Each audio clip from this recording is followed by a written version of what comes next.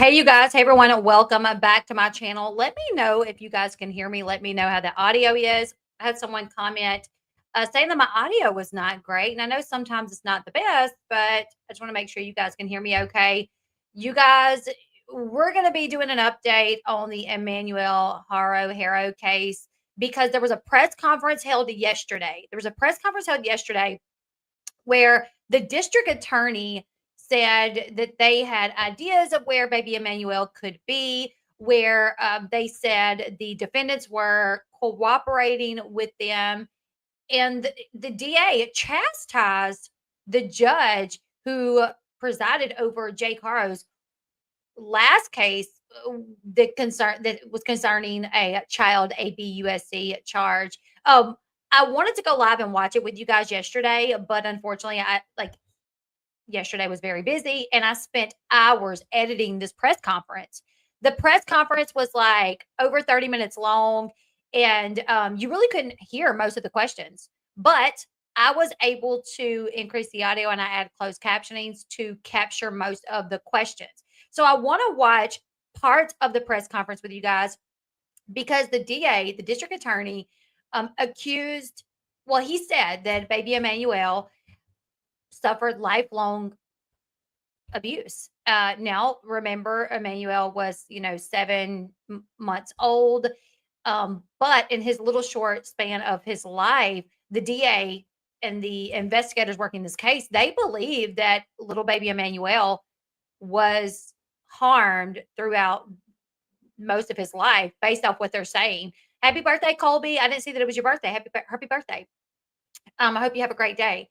So they said that. And then Jake, he spoke out in an interview. Now, it's said that that interview, it is a video interview. I have not seen the video surface yet, but I have found articles about what he said. And he is responding. Jake is responding to the DA's allegations that baby Emmanuel suffered a lifetime in his short 7 months of ABUSC. There was also rumors that Jake confessed to a cellmate that was not actually his cellmate, but it was some sort of operation that the police department will do or investigators will do if they think someone is guilty of something. When they're in jail, they put an informant or an investigator in their jail cell and start talking to them to see if they can find out information. Now, Brian Enton from News Nation was the person that came out saying that he had a source tell him this information. I always believe Brian Enton. He's really good at what he does, and he normally never puts out anything for clickbait or anything like that. He's very ethical, like he has morals in what he does with his work. So when Brian Enton put that out, I believed it. Well, at the press conference, the district attorney addressed these rumors that Jake confessed, right? Brian Enton put up another video today saying, no, I stand by what happened. Like, I stand by, my source told me Jake confessed. There was this operation done. And I have thoughts on that because it makes me wonder, considering that the DA is denying these claims, it makes me wonder if they did not need to stick it out. If maybe this cellmate was still his cellmate. But also, there's a lot of conflict that I have there, you guys, because I trust Brian Enton and what he does. Like, he never puts out fake news.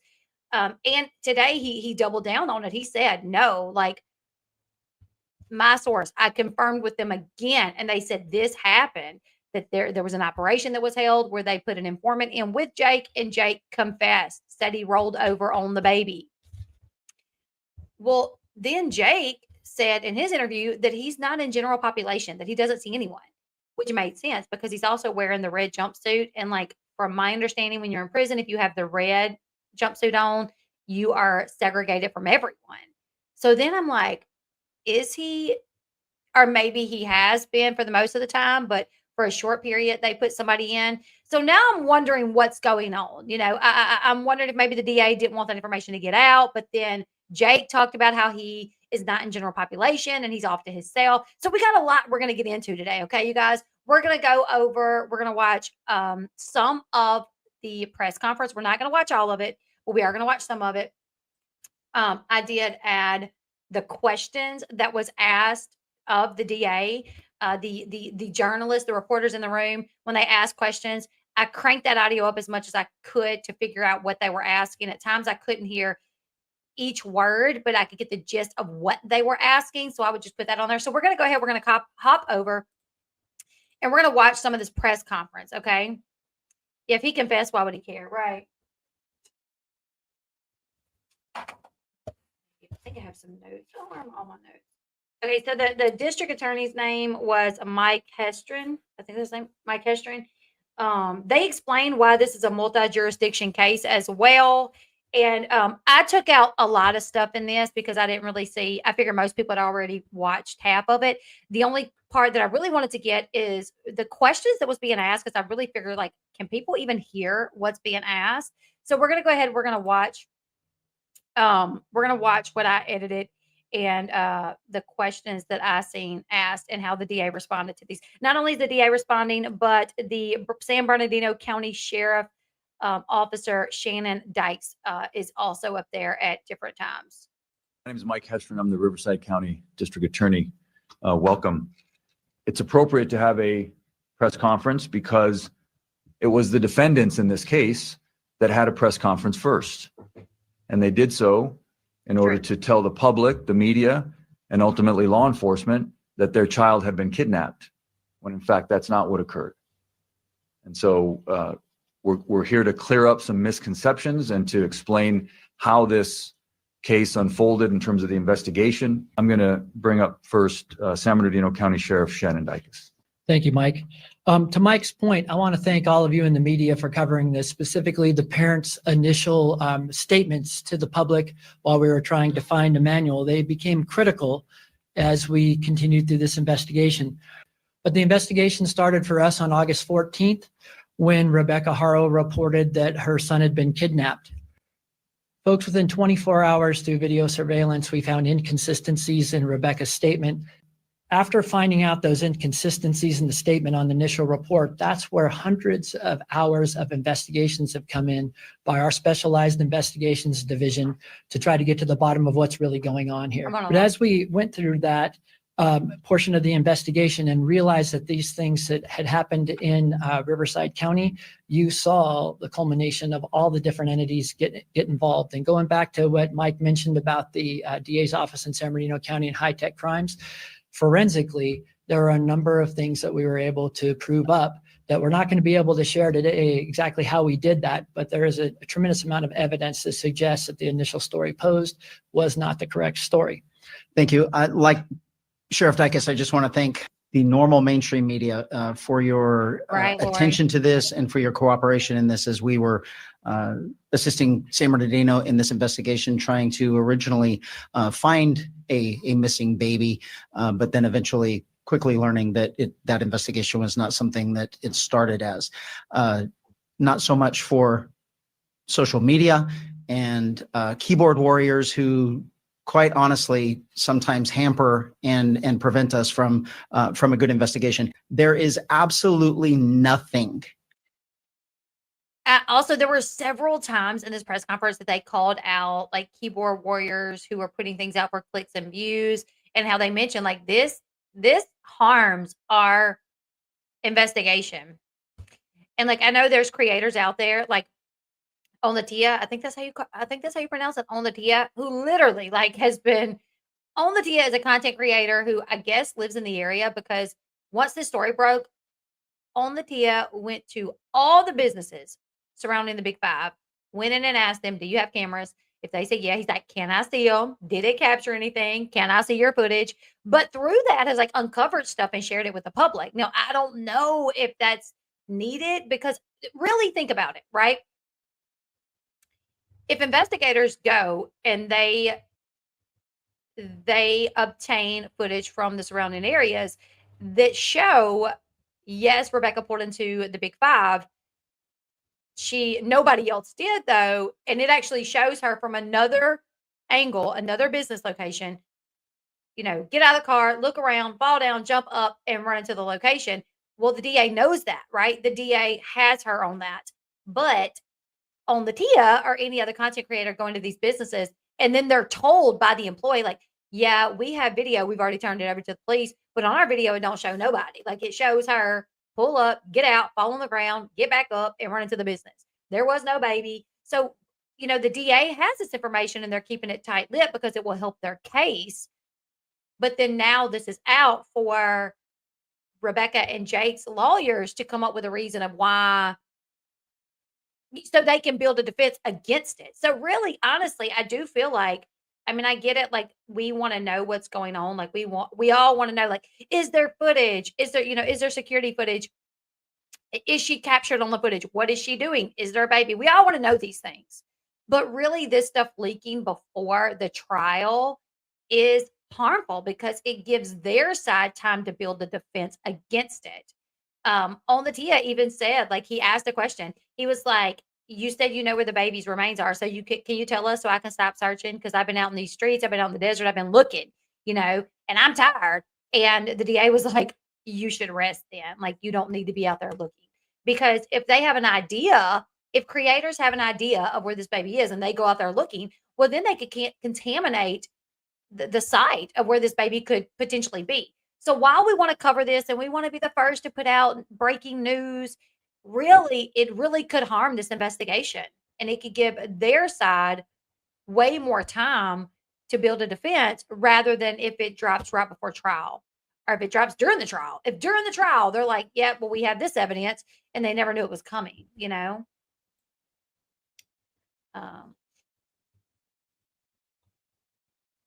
Right. Can't hide love. I'm the only woman in here that blows pale close and admires her eye makeup. Thank you, Lori. Thank you. Nothing. No crime. I think I have a video up on TikTok or on YouTube of how I do my eye makeup, but thank you so much. Thank you. More important than the injury of a human being, particularly a child. And the amount of resources that were expended to find this baby and to ultimately bring the people to justice responsible for the loss of this baby, I can't even tell you the amount of resources that were expended in this. It is a massive investigation that will obviously be ongoing, and we appreciate your efforts. This was preventable in numerous ways. There is absolutely nothing worse than harming a baby. Broken bones, injuries, life-altering trauma. And had that case been successfully handled how it should have been, Emmanuel would still be with us today. So I thank you all for taking the time and the effort to make sure that the world sees this investigation, and we will successfully bring it to conclusion with the help of both DA's offices. Obviously, you all know, yesterday in court, we filed murder charges on both Jake and Rebecca Haro. We also filed filing of a false police report. And with that, I will take questions. I'll start here on the front row. Yes, ma'am. My question is, first of all, do you have any idea where baby Emmanuel is at this point? Okay, so this is, do you have any idea where baby Emmanuel is at this time? And listen, the way that he worded this, at first I thought he was saying, yeah. No, yes, we have a pretty strong indication of where the remains of baby Emmanuel are. So that investigation is ongoing at this time. Yes, go ahead. Matt Johnson, Court TV. What was the information that led to the initial search of the 60 in Moreno Valley? Sheriff, you want to take that? I'm not going to go into grave detail about that, but there is some level of cooperation with the suspects involved in this, and we're trying to locate that, and our job is to follow every lead. But for the rest of the room here, we have to understand what you're dealing with is an experienced child abuser that is aware of a previous case, that is aware of evidentiary things that we are certainly concerned with. So we're going to take They called him an experienced abuser, which rightfully, yeah, I believe. Yeah. every step to not only work with any suspect or witness involved in this, because at the end of the day, we have to bring a case to Mike and they have to charge it. And we have to make sure that every single thing, no matter what is told to us or what we discover in terms of evidence, is the right thing and that we followed up extensively. I'll go to you first and then to you. Go ahead. You guys have lost 11 years. Do you believe you know how baby Emmanuel died or was killed, and is there anything you can The filing in this case reflects our belief that baby Emmanuel was abused, a victim of child abuse over time, and that eventually, because of that abuse, he succumbed to those injuries. That's what we believe. Yes, sir. Eddie with Action News. I noticed on the arrest records, the booking records, that they do have Jake Haro as murder with malice and also another murder charge as well. Is there a second murderer? Or can you explain why the two We- on that booking? We charged both Jake and Rebecca with murder. Who's next? Yeah, go ahead, Rob. I'm going to stop that right there. I don't know. Hold on. I'll show you guys what they're talking about. And someone just, Mimi actually just commented this, and I don't really understand it. I'm going to show you guys what they're talking about. Because if you go online, you see they received additional charges. And they received additional charges. And he has 2 murder with malice charges. Jake does. Rebecca has a murder with malice and then a first degree murder charge. I'm confused by that as well. I really don't understand where that's coming. And that's what they were asking. But I don't even know if I don't want to shame the DA. I don't. But I don't think he understood the question, because if he knew what they were talking about, he would have explained. He just said, "Oh, we charged both of them with murder, malice murder." Yes, but there's 2 malice murder charges on Jake's, and there's a murder malice charge on Rebecca and a first degree murder charge with Rebecca. So I am confused. I don't, we'll look at it really quickly.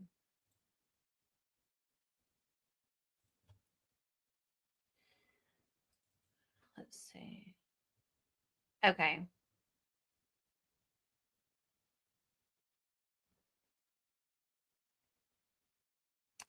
All right, this is Rebecca's. And as you go down here where it says charges in the green, if you go down, it says charge 187A, type felony, murder with malice.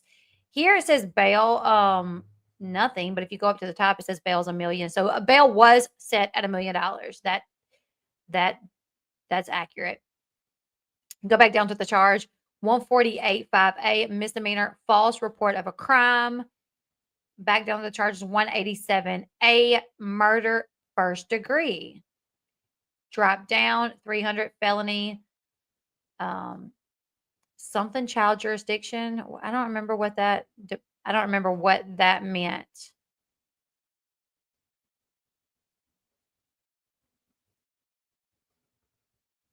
Does anybody remember what that meant? Hold on. I'll look it up.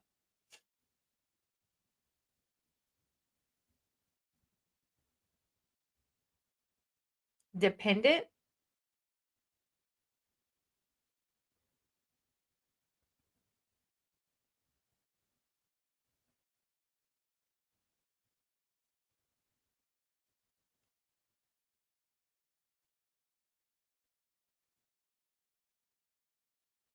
Okay, yeah, dependency court's jurisdiction over a child who's considered a dependent child of the court because they've suffered or at a substantial risk of suffering serious harm or have been deprived of adequate care and supervision by their parent or guardian.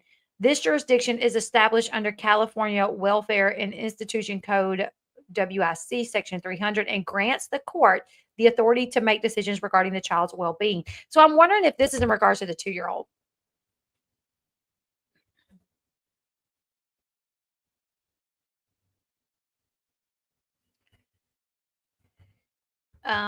Yeah, that has to be in regards to the 2-year-old for that charge. And then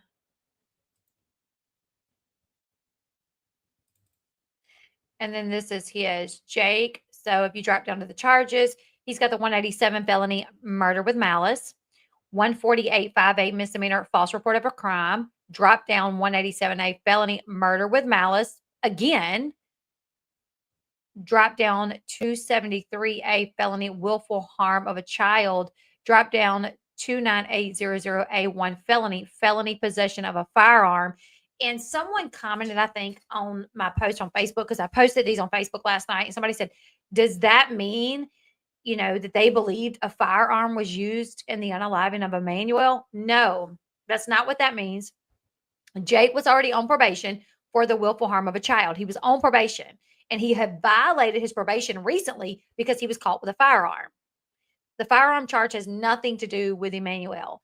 It is due to the previous situation, him being on probation for that, and then him being caught with a firearm. So that's what that is. And then the 3035A1 felony prohibit on.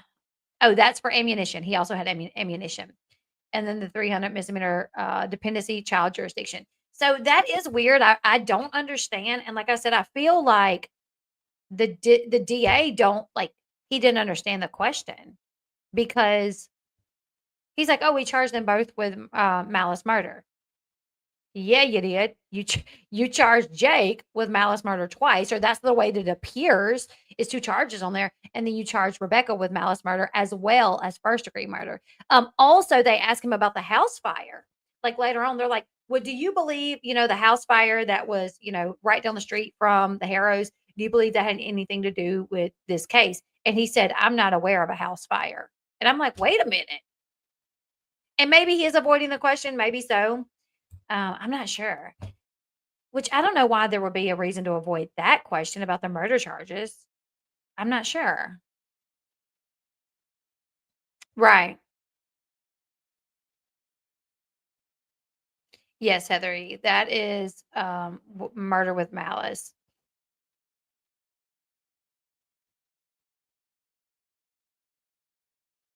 Yeah, the whole world knows of a house fire. I mean, it was literally, so how does the DA who's trying the case not know about that, I don't know. It was very strange to me, but just made me wonder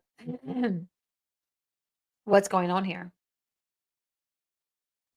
All right, let's get back to it.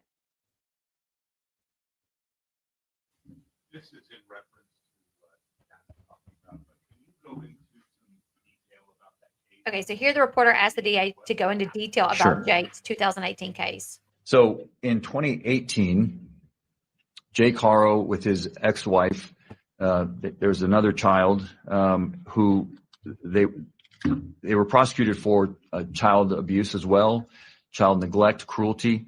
That child was also an infant, and that came to the courts, arrested in 2018. It came in to the courts in 2023. We had charged various felony crimes, child abuse, child cruelty.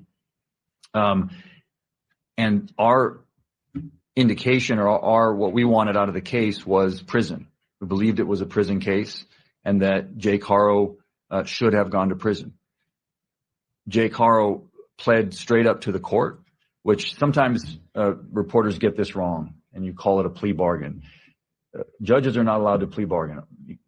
Defendants can plea bargain with the prosecutor, but when a defendant pleads up to the court, they plead to everything that they've been charged with, and they're essentially throwing themselves on the mercy of the court. In this case, a judge here in Riverside County, happened to have been a visiting judge from San Bernardino County, gave Mr. Haro a suspended sentence, which means, if I can translate for you what that is, it means that instead of sending him to prison, he chose to give him probation and suspend prison time sort of over his head, meaning that if he violated his probation, he would then go to prison. My prosecutor in the courtroom objected to that and said on the record, we object. We think it's a prison case. You should send him to prison.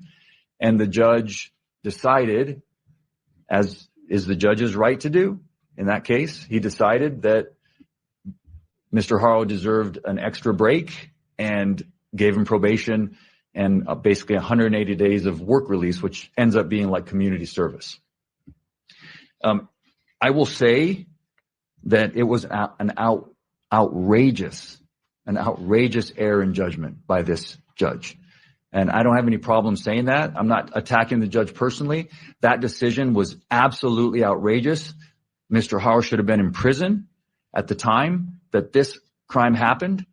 And if that judge had done his job as he should have done, Emmanuel would be alive today.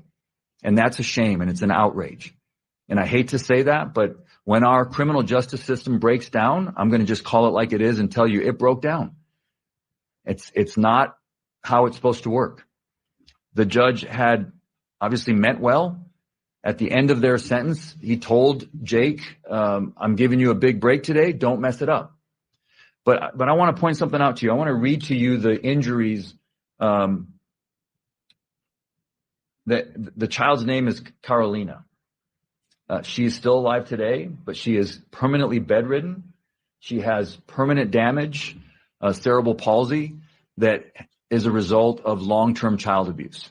I want to read to you the injuries that were presented in court to this judge at the time of that previous prosecution. Acute fracture of the posterior left rib, fifth rib, healing fractures of the posterior lateral 6th, 7th, and 10th through 12th ribs, healing fractures of the 6th and 9th through 12th ribs, partial bone fracture. And I put that picture up here because this is when the baby was put into the hospital. The baby was 10 weeks old. We're not talking about Emmanuel. We're talking about Emmanuel's sister that is now older, but cannot walk, cannot talk, cannot hear, all due to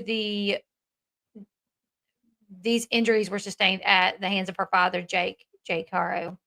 And this is when the baby was in the hospital. Look how little that baby is. And the judge let him walk.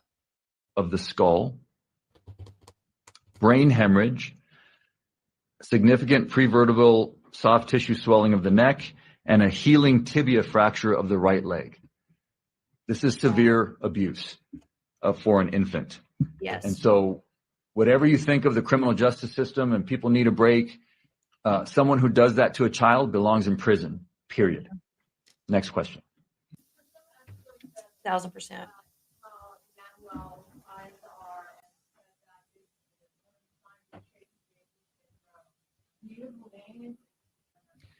You know, I'm not going to, I can't speculate. What I'll say, I'll repeat what I already said. We believe that Emmanuel was severely abused over a period of time, and that that's the reason for the filing the way it was, is that he was abused over a period of time. Both parents would have been aware of that abuse.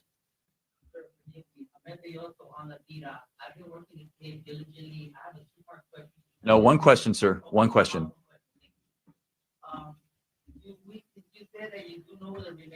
I didn't say that, sir. I didn't say I know where the remains are.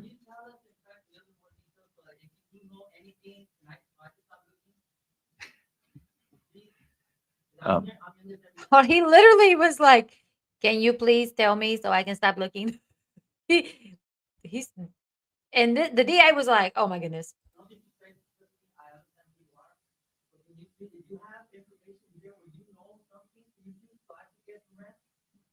Well, you should get some rest, sir. You should get some rest. But no, I can't share with you anything. Look, there are professionals that are looking for the remains of this child. If the public has any information, then we ask for their help. So we don't know exactly where the remains are. We have some ideas in terms of where we're going to look and where we're going to continue to investigate. Can you explain, I know they both have charges filed against them. Do you believe that Jake or Rebecca both were actively involved in abusing Emmanuel, or like was she just complicit in what he was doing, or the other way around? Can you explain any more of that? All I can explain is what we've filed. We filed murder charges on both of them and making a false police report on both of them. So you can extrapolate that we believe that both of them are guilty, that we can prove it's guilty beyond a reasonable doubt for both the murder and the filing of the false police report. You know, how it breaks down as to who did what, that also has to wait for the trial. There's been rumors that Emmanuel had been for days and No, unfortunately I can't. That has to wait for the trial to come out. Yes, sir. Jim Davidson with Phoenix Network. Given the history that Jake has been obviously charged with previous child abuse cases, has CPS been involved with Emmanuel throughout his life at all, or have they ever checked up on parents? To my knowledge, CPS has not been involved with Emmanuel. I don't believe there was any CPS involvement in this current case. Go ahead, please.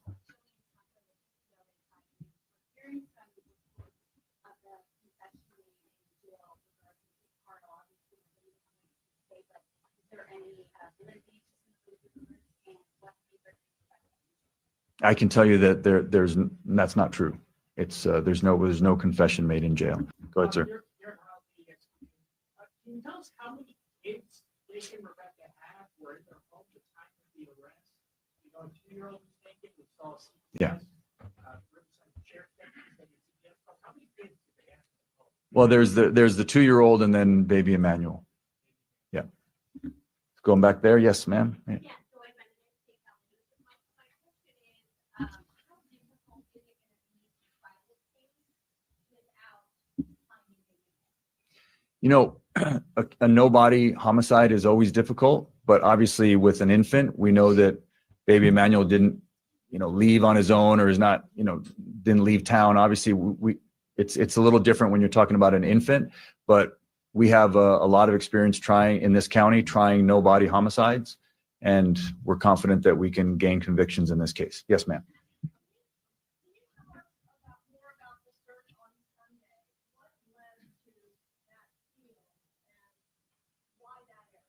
Well, I think Sheriff Dyke has already explained that. He answered that question by saying there's been a level of cooperation with the defendants. So that's why they went to that area. But beyond that, that's all I can say.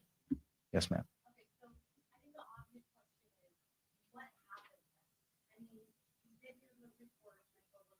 I couldn't hear exactly what she said, but that's what she brought up, the jail confession that Bryant Ensign talked about.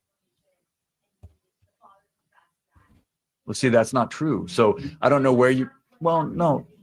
See, this is what happens when you've got all these folks out there online and these keyboard warriors. You get a lot of misinformation. And what you just said is not true. It's misinformation. So that's what I'll tell you did not happen. Okay. I can't talk about the facts of the case. Well, no, I'm giving you information about baby Emmanuel. I'm giving you information about the cases and the investigation, but what you just said did not happen. So, I can't be responsible for when you guys get it wrong. Go ahead. I know you're not found the remains yet, but based on the level of cooperation of the suspect, what you know so far, is the strong likelihood that remains were at least at one point in that land in general? Yeah, I'm just not going to comment on that. We're looking for the remains. These investigation is continuing. We're hoping to find the remains of baby Emmanuel. Yeah, please, Sheriff. This is to that and to the question before. A problem that we are having in this, basically even on the question that was asked 2 questions ago, is someone posts something on social media and then you all believe that it's true. I actually complimented the mainstream media because you've actually been reaching out to us for comment and actually been printing what we've told you. It hasn't been the sensationalism and the wants for clicks for social media. And that is doing nothing but harming this investigation. And when you form your opinion and come in here and ask questions like that, you're not serving the public in any way. The question way earlier, get some rest. There should be no one out there looking for baby Emmanuel except for us, because all you're going to do is complicate things in the future. And the one thing that I emphasize that I want to make it clear here, the reason this is happening relatively quickly and the reason why we got such a handle on this fast is I believe that the Inland Empire is served better by their 2 sheriff's offices than any place in the state. And this particular case doubled its efforts. So instead of having 4,500 people looking for baby Emmanuel, you had 9,000. And so how did we get all of this information? It's called investigation. And we have 2 entire departments doing nothing but sifting through evidence, searching for evidence, trying to figure out what happened, who was responsible, and how we're going to successfully prosecute it. And misinformation, lies, and purposeful misdirection is going to do nothing but harm this investigation. And I am begging all of you with cameras out here, don't be a part of it. How does this compare to other things that you've seen? You mentioned broken bones in children.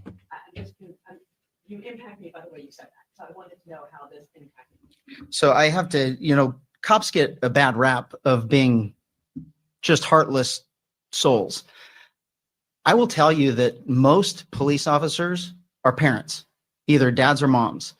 And there is nothing more traumatic for us to go through than an injury, a death, or harm to a child. Nothing. And there is absolutely nothing that we want more than to bring these investigations to a successful conclusion. And when we talk about why we're here in the first place, that we believe someone murdered baby Emmanuel, who should still be in prison, but we have this unbelievable love for criminals, believing that they're somehow victims, and now we're all traumatized by it. We were all in this room a couple of years ago when I had a deputy murdered because someone was out on the street that should have been life in prison, but a judge let them go. We have an absolute breakdown of the justice system, and we are not preventing other children from being harmed when someone like Jake is allowed to be out on the streets harming children. And so the anger that I have, the frustration that I have, then combined with the misinformation and everything else, when for all of us and our employees, there is nothing more important to us than the death of a human, particularly a child. Okay. I'm going to work the back. Yes, sir.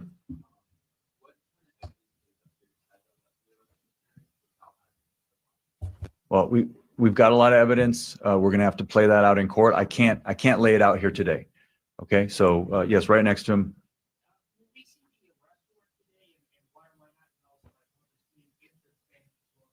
I don't know if we're going to see the arrest warrant today. So that's a pretty short answer for Spanish. So. Part of the timeline, do you believe that baby Emmanuel was alive when the parents came forward? I just can't say. I'm not going to give a timeline. Obviously, baby Emmanuel, we have a theory as to when his death occurred. So, and then I've also shared that we believe that when the parents came forward, it was to tell the public something that wasn't true. Go on which way? Go ahead.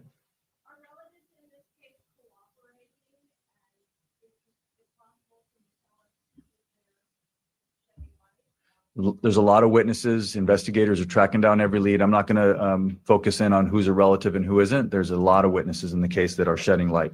In an effort to dispel all of that misinformation that we're seeing on social media, has a plea deal been offered to either Jake or Rebecca? Is that a possibility? And is this a death penalty case?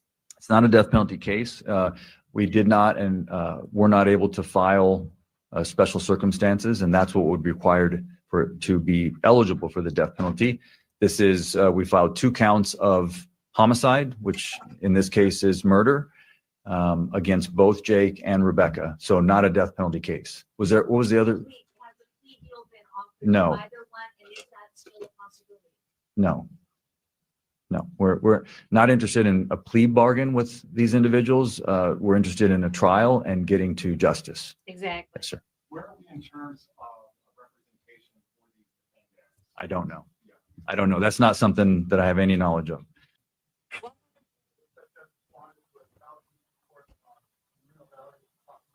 There was a call for service that was generated by Jake that we investigated concerning a child abuse case. And that's all I can give you on that. And it was in Moreno Valley. That's very weird because apparently, like, from my understanding, the day before Jake and Rebecca were arrested, Jake called the police and he said it was in regards to a child abuse case. So I don't know what that's about. No, not at this time. If you are not getting information from his office or my office, you are doing our public an unbelievable disservice. We don't care what someone posts on social media. And if you all are going to believe that and then generate questions based on those comments, we're not going to get anywhere in this. If it did not come from our 2 agencies. Honestly, I get his frustration. Like, I understand their frustration, but that's just how the world works. Unfortunately, there's going to be people, putting stuff out there. I don't think there's anything wrong with, because it's going to be put out there, you can't stop it, them asking y'all, like, hey, saw this. Is this true? And then y'all can dispel it. Y'all can say, That's not true. That's a rumor. Him saying, y'all listen to the media and then coming to us to ask us those questions, we're not going to get anywhere. Well, no, y'all are. Y'all are putting out the rumors right here, right now. So I think I mean, you can't stop that from happening. There's no way. Social media is too big. It's too prevalent. It's going to be out there.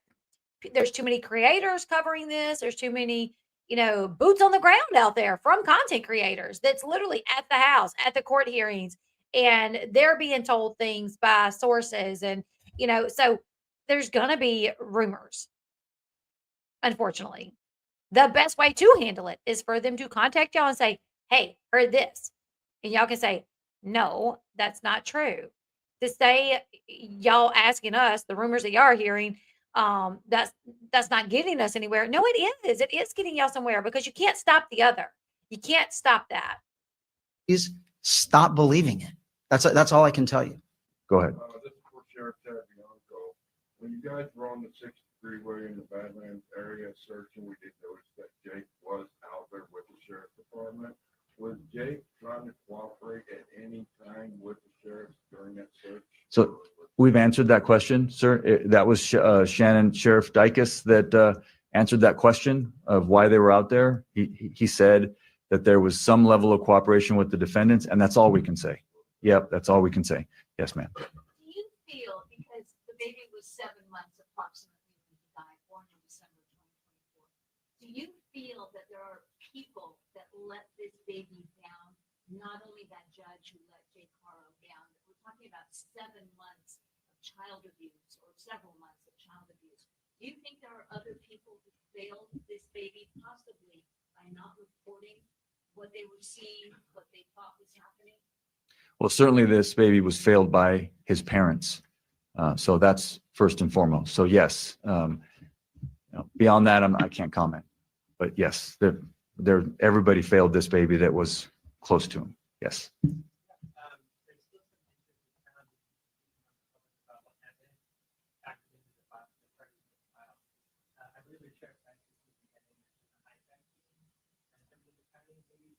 So I can't comment on the evidence in this case, but what I can tell you is that modern homicide investigations are very tech heavy.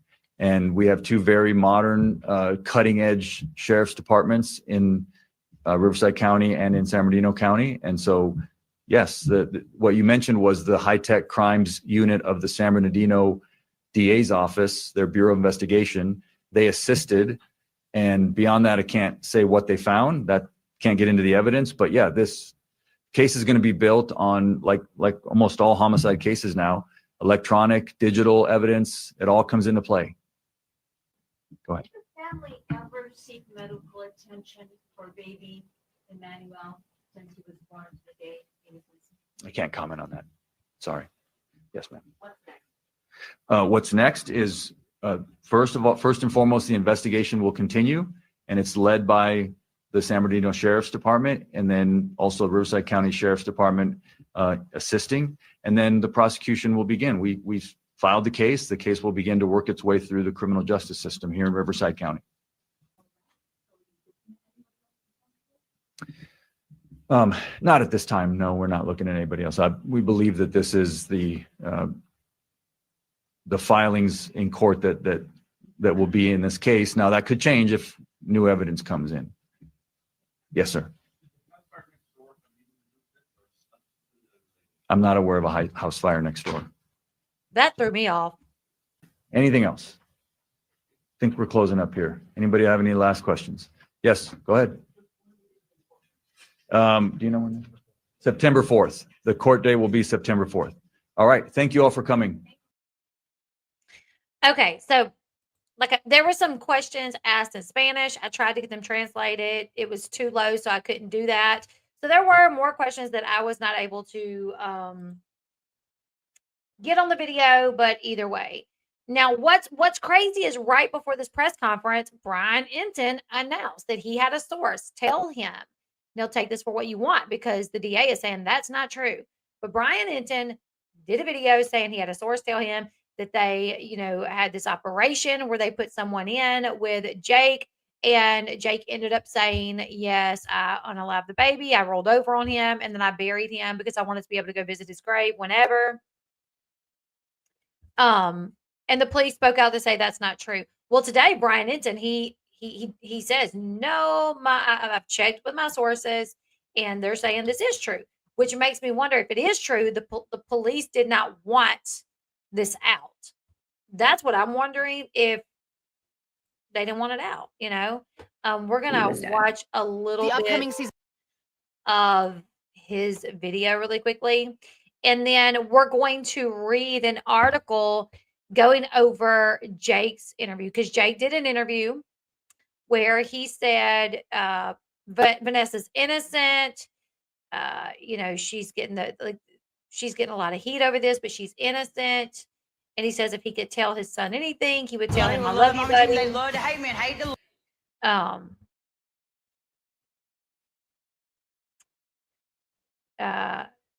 You feel like the sister knows something? All right, so this is Brian Enton. Like I said, I trust Brian Enton.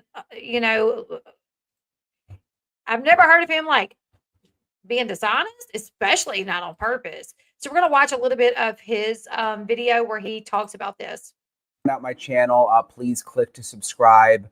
In this episode, I have exclusive new information about the baby Emmanuel murder case out of California. Baby Emmanuel's father, sources tell me, Jake Haro, told a fake inmate in the jail that he killed baby Emmanuel and put the baby in a trash can in his house. Let me repeat that again. Sources say that Jake Haro told a fake inmate in the jail that he killed baby Emmanuel and put the baby in a trash can in his house. Okay, so Brian Enton's report was that he put him in a trash can. There was also a report that he buried him, and that he buried him out somewhere where they were searching so he could go visit the grave anytime he wanted to. So I guess there's where did that report come from? Does anybody remember where the report that he confessed and he said he buried the baby so he could go visit him? But Brian Enton's report, I got that wrong. Sorry guys, is that he allegedly put him in the trash can. You might be wondering how police got this information. This is part of what I'm told is called a Perkins operation. A Perkins operation, which is when police use a fake inmate to try to get information out of someone who has been arrested and who is inside the jail. This Perkins operation came after, I'm told, Jake Haro confessed to police that he rolled over in bed and killed the baby by accident and then buried the baby. So that is what Jake Haro told police, which is why he took police to that spot out along the freeway. This video that we have that shows him out there searching. That story, I'm told police believe, was all made up. First, they got that story. Then they decided to do the Perkins operation, I'm told, which is when they used the fake inmate and when they say they got the information that Jake Haro actually killed baby Emmanuel and put baby Emmanuel into a trash can. Meanwhile, baby Emmanuel's mother, I'm told, is still sticking to the same story. They also did a Perkins operation with her in jail, and she is standing by her story that baby Emmanuel was kidnapped. That is also, you'll remember, what she told a reporter who she talked to in jail. So many tragic twists and turns in this case. My big concern right now is that if this story is true, that police allegedly found out about through this Perkins operation, that he killed baby Emmanuel and put him into a trash can, and that it may have been up to 3 weeks ago. 3 weeks ago. Will they ever actually find baby Emmanuel? I'm joined now by Kim Dagonia, a former Riverside County prosecutor. All right, we're going to go back because he has since responded to, the DA saying that it wasn't true.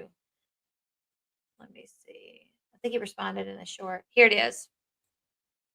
Hey guys, so I'm in Minneapolis covering the awful church shooting, but I wanted to get on here for a second and just clear something up. So a lot of you have been messaging or putting in the comments about my story involving what Jake Haro said to informants within the jail as part of what's known as a Perkins operation, which I explained in my latest video. And the district attorney today at the press conference said there was no confession. So I just want you guys to know that I am standing by my reporting. If you don't know what I'm talking about, watch my latest YouTube video. I talked to my sources again. And if you guys know, I mean, I know I have a lot of new followers on YouTube, but if you guys who know me know how seriously I take this job and how seriously I take reporting factual information.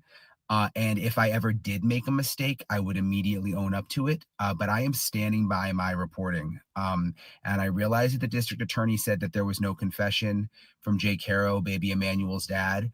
But I don't know what his definition legally of a confession is. That may be different, but I'm standing by everything that I reported in my video from yesterday about the Perkins operation, about the informant, about that happening in the jail, and about what Jake Haro said.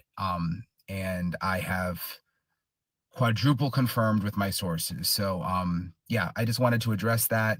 And I just wanted to tell, for those of my new followers, like, I'm not just some guy who's just gonna like put out information without being very, very careful about it. And if I ever do make a mistake, and yes, of course I've made mistakes before, I will immediately tell everyone I made a mistake, but I do everything I can to make sure that what I'm reporting is accurate and is double and triple and quadruple checked. And I do not go with sources that I don't trust. Yeah. So it really makes me wonder, though, if the police just did not want that out for whatever reason. And here's the thing. Sunday, they were on the side of the freeway looking. So if he didn't confess to knowing something, why would they be out there searching with him? Unless maybe they pinged the phones and they were like, y'all's phones were pinged here several times. What's out here? Come with us. The fact that, I mean, they do say you also have to take into account what else the DA said. Because when they were asked, do y'all know where baby Emmanuel is? And he says, well, we have some ideas because there's a level of cooperation from the defendants, which makes me feel like, okay, there's a level of cooperation from the defendants. That means they're talking a little bit. They're telling you guys a little something, something, something, you know? So I don't know. I feel like, I don't know. Yeah. I mean, they said there's a level of cooperation. We have some ideas of where we think he could be. So that was Brian Ensign. Now we're going to jump over to the father doing this interview. He was like, my lawyer told me not to speak. My lawyer told me to remain quiet, but then he went on to correct. Had he said made a statement versus made a confession? Yeah, there's a difference, right? I thought Jake was in the cell by himself, though. Jake does say in his interview that I read somewhere, it may be in this one, that he has been separated. He's been he's not in general population for his own protection, but maybe they have had him by himself and then put one person with him. So maybe he's not in general population, but maybe they put him with somebody. I don't know. All right. So Emmanuel Haro's father declares wife is innocent, says God is with us in jailhouse interview. Despite instructions from his attorney, the father of missing 7-month-old Emmanuel set for a jailhouse interview on Wednesday where he declared his wife's innocence and said that God was on their side. The 45-minute interview was held over a video hookup with a reporter from the Southern California news group, the OC Register's parent company, while Jake was inside the Larry D. Smith Correctional Facility in Banning. Both Jake and his wife, Rebecca, were formally charged by the Riverside County District's DA's office with murder and filing a false police report in connection with baby Emmanuel's disappearance. On August 14th, Rebecca told police officers that her infant son had been kidnapped after she was knocked unconscious by a stranger in the parking lot of a Yucaipa Big Five sporting goods store. Prosecutors now reportedly believe the boy, who is presumed dead, could have been killed as early as August 5th, 9 days before the alleged kidnapping. In Wednesday's interview with the SCNG reporter, Jake admitted his attorneys advised him to avoid the press, saying that while he wanted to talk about Emmanuel's disappearance, he couldn't. He did, however, call Riverside County DA Mike Hestron's assertion that the 7-month-old was the victim of repeated abuse untrue and spoke at length about his prior felony conviction for willful child cruelty stemming from the 2018 arrest in Hammett while he was married to another woman. Jay claimed he accidentally dropped his daughter, Carolina, on a sink divider while giving her a bath. But when the 10-week-old girl's mother, Vanessa, rushed her to the hospital later that night, doctor found far more serious injuries, including a skull fracture, fractured ribs, a brain hemorrhage, and evidence of other injuries that were healing. Jake, according to the Register, said he wanted to take the case to trial, but he couldn't afford it, and that his 2023 guilty plea was a financial decision because the judge told him no one would believe his side of the story. Somehow, they magically convinced me to take this damn plea deal, he said during the interview. I was sick of court. The judge knows I didn't do it. They just railroaded me. I was the fall guy.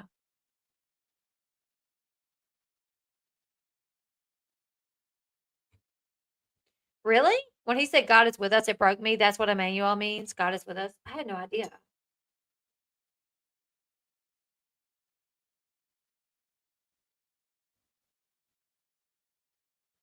Wow, it does.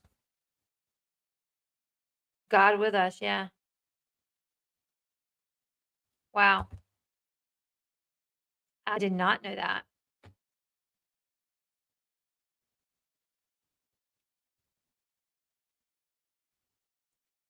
Hestron on Wednesday chastised the judge in the 2023 case, calling Jake's suspended 4-year sentence 180 days in the sheriff's work release program and an order to attend child abuse treatment an outrageous error in judgment, 1,000%.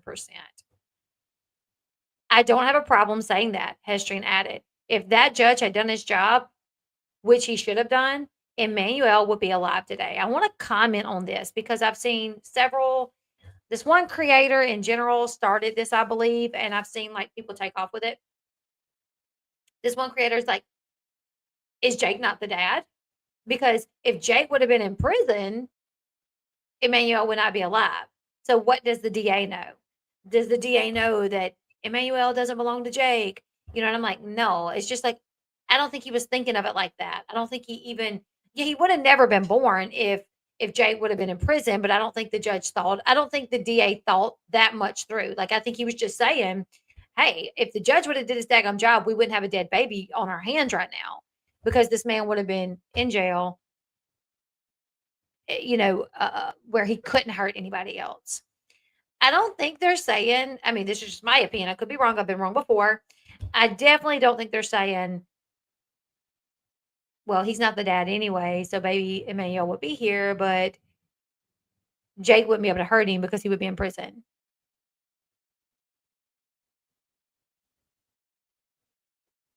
Yeah, Jake's private attorney that he had hired, he no longer has him anymore, and now he has like a public defender, from my understanding.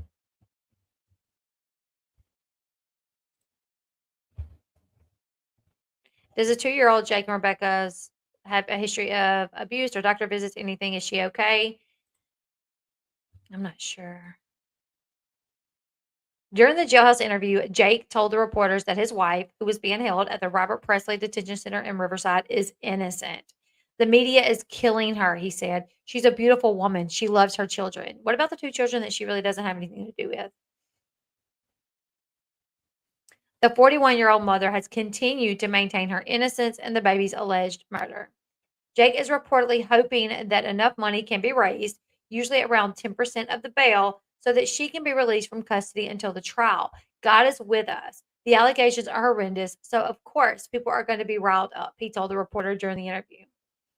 Outside of Wednesday's interview, Reports emerged that Jake reportedly confessed to unaliving Emmanuel to an undercover informant posing as a fellow inmate, and that he put the child's body in a trash can at the couple's Cabazon residence. While Jake was spotted with investigators searching for Emmanuel's remains on Sunday in the Moreno Valley Badlands, the child remains missing. However, at a Wednesday morning press conference, DA Hestron indicated authorities have a pretty strong idea of where the child's remains may be located. Jake and Rebecca are each being held on a $1 million bond. According to the Register, they are scheduled to appear in court again next week. Their next hearing is September 4th. And there was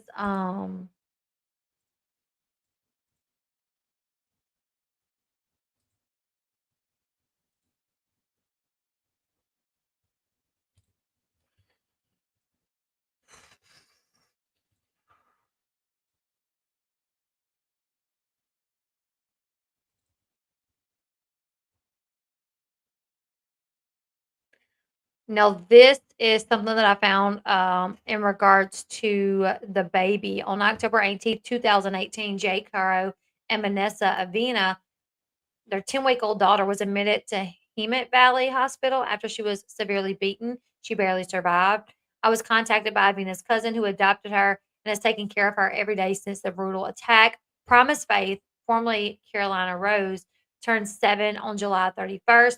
As a result of what was done to Promise, she has to breathe using a tracheotomy tube, needing frequent suctioning so she doesn't suffocate on her own mucus. She is blind. She cannot walk. She cannot talk. She only has 3% of her brain function left and is 100% dependent on all cares. In addition to adopting their daughter, the cousin and her husband also adopted Jake and Vanessa's son, Carlos, formerly Jake Mitchell Haro Jr. Carlos, who is 8, was born with fetal alcohol syndrome. Vanessa received numerous DUIs while pregnant with Promise, but miraculously she was born healthy. All of her ailments began after she was beaten and abused. And then this is a declaration in support of the arrest warrant for what happened in 2018. I'm going to have to share that a different way because I don't think I can. It gives a breakdown of what happened. I'm going to have to share that a different way, though, because I can't see it.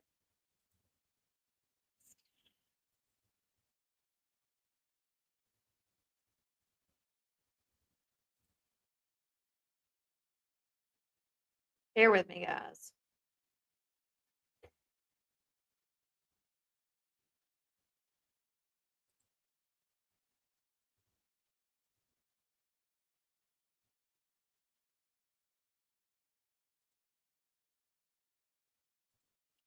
Maybe this will be bigger.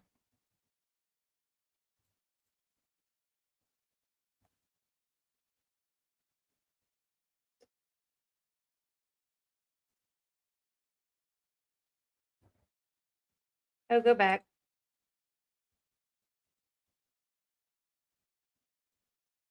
Hold on.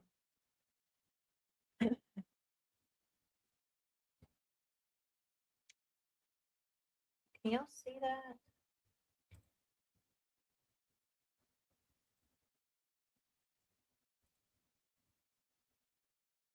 I'll read it, but I know y'all can't see it. I can see it a little bit better over here.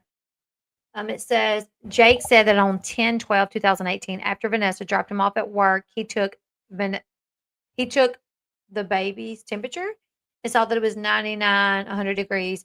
Jake gave the baby Tylenol and decided to bathe her in the kitchen sink. While holding the baby to let the water rinse her off, she slipped out of his hand and fell into the sink. Jake said the left side of the baby's chest hit the center divider of the dual basin sink. That still ain't gonna. You know how many people is probably giving their baby a bath in the sink and the baby kind of slips? You know, I mean, I just watched a video the other day of um after a baby was born, they're holding the baby over the little thing and they're like patting the baby on the back and the doctor drops the baby.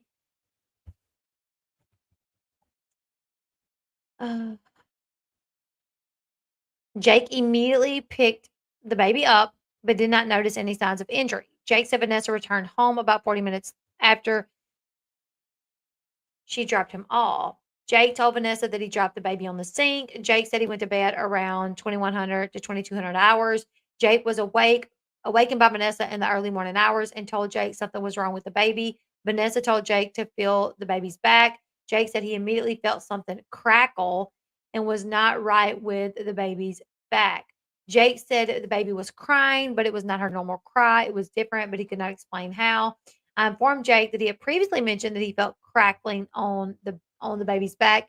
Jake said it was very noticeable. I asked Jake if he felt that crackling when he bathed, put lotion, or changed the baby or after she fell, and he said he did not. Jake and Vanessa are the only adults in the home and the only caretakers of the baby. Vanessa told me she would not talk to me without her attorney present and refused to answer any questions. I arrived at the hospital and contacted Dr. Elliott. Dr. Elliott stated the baby appeared to have multiple healing rib fractures as well as acute fractures. I was also informed the baby had been transported to Loma Linda University Medical Center. I responded to Loma Linda Hospital and was informed the baby had been intubated and was in critical condition. After several hours and undergoing multiple tests, forensic pediatrician Dr. Daly provided me with an update on the baby.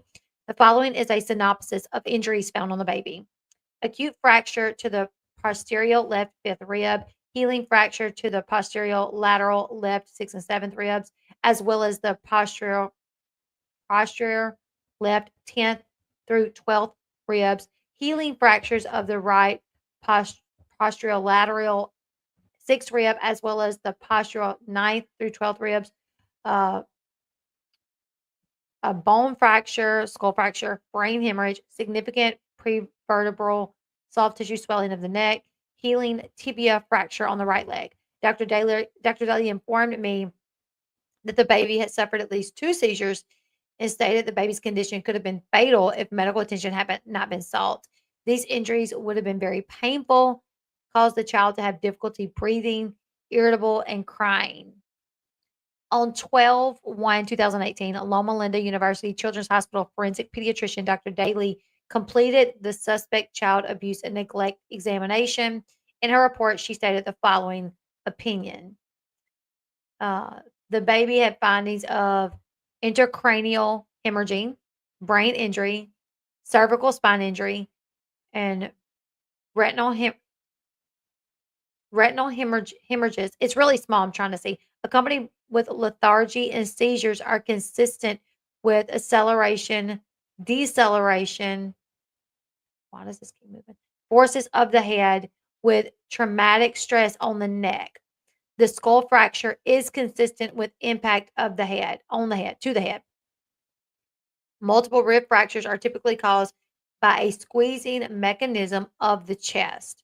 The healing oblique tibial fracture is likely secondary to a traumatic twisting mechanism. Dr. Daly further stated the combination of the above findings in a pre-mobile infant in the absence of a plausible history of significant trauma to explain the injuries is indicative of abuse head trauma, child physical abuse, and nutritional neglect. The history of the shortfall under the kitchen sink does not explain her extensive and severe head trauma on her multiple bilateral rib fractures. Jake told me he went home after being at the hospital. Jake's sister grabbed his iPad and opened the internet browser. Jake told me the active browser page that opened was a search on how to feed a baby with broken ribs. Jake said Vanessa had access to the iPad and has the iCloud account of Vanessa Jake Haro 2.0 at iCloud.com. A search of the iPad revealed the following Safari searches timestamped on 10/13/2018 at 1:19 a.m.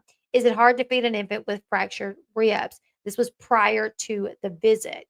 So this happened on 10/13/2018.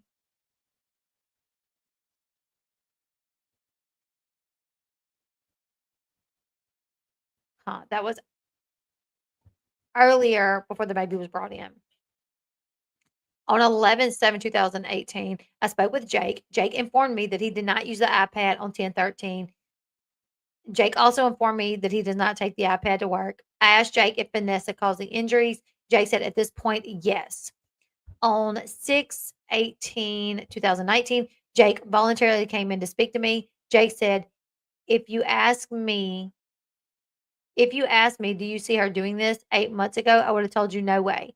If you ask me now, it had to be her. Jake was referring to his wife, Vanessa. Jake and Vanessa willfully caused or permitted the baby to suffer injustifiable physical pain. I requested a 273A PC charges to be filed against Jake and Vanessa. And then this is felony complaint, Jake Mitchell Haro, 10/5/2021, arrest for willful child cruelty, convicted on 6/8/2023. Why was it just like willful child cruelty? No, this should have been attempted murder. This should have been an attempted murder charge, not a I mean, this baby could have, like the doctor said, if this baby would not have been brought in when she was brought in, the baby would have died. Why was the baby not charged? I mean, why was Jake and Rebecca not charged with attempted murder for this baby? You know?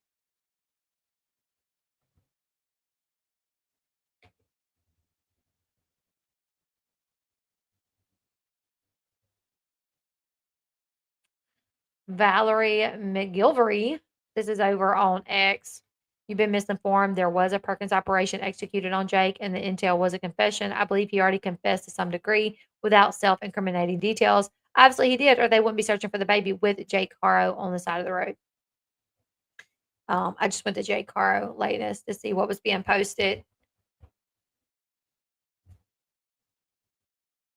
The way Jake Haro keeps mentioning his high school football days also seems like a defense of being hit in the head too many times. Possible. There is the baby when she was admitted to the hospital or at some point after, and then today. So anyways, you guys, I wanted to hop on, do a quick update because I know there was like so many things being said, like a confession. And at this point, I still don't know. I almost believe that there was this Perkins operation held and the DA just didn't want that getting out because maybe they were getting more info. Maybe they were getting more intel through this person and they had to pull this person out because it's been reported. We don't know. Doesn't anyone think it's abnormal for 2 persons to die and 1 critically harmed in Jake's home? Hector and Emmanuel die in the home and 10-week-old critically injured. It's very wild. It is very wild. We will continue to keep up with the situation, though, you guys. I wanted to make sure I covered the press conference and just go over this possible confession situation. But you guys leave me your thoughts in the comment section below. We'll continue to keep up with it. I will be live over on Elle Bee, my reality TV channel soon to cover Janelle Evans' son. Jace is back with his May, Barbara, and this is due to a court hearing. A judge ruled that Jace was to go back, and Janelle was not happy about it.